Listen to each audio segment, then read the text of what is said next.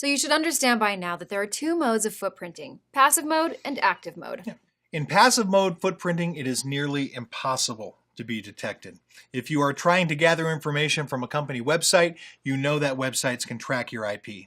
There are tools and techniques to do that. If you spend too much time on the website or access it too many times, you may get noticed. And if you collect information without touching any of the company's networks or websites, again, the chances of identification decrease. You can look at the Whois database for information on the website, and on the ARIN database, you can look up the DNS. You can gather a lot of information through social media and job posts. For example, if a job requirement says they require a Linux administrator, you now know that they are mostly a Linux-based environment, right? Or they at least have some servers running on Linux. If they ask for specific skills on firewalls, you know the technology they are using. You get the point. So you can use Google and other search engines for this purpose. Passive footprinting is never a security violation, as you don't really get into any network, nor do you try to scan any of their servers. Now with the active footprinting, you have some direct touch with the websites, network, servers, and systems. What you don't do is attack the network or system. What you would do is perform network and port scanning, fingerprinting the operating system, and banner grabbing the services. You can use ping and traceroute to map the network.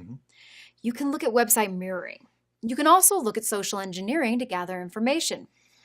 Active footprinting is more direct and involves some amount of direct contact with the live environment, which means more potential for getting noticed. Active footprinting normally comes after passive footprinting. It builds on top of what is gathered from passive footprinting. It is more accurate compared to passive footprinting. All right, what do you do in passive footprinting? Do you A, query Whois database, B, DNS lookups, C, carry out competitive intelligence, D, use social networks and social engineering techniques, or E, Google search? I think actually all of those answers are correct.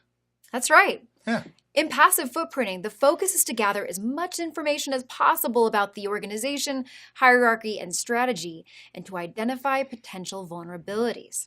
The Whois database provides URLs, IP addresses, and DNS information.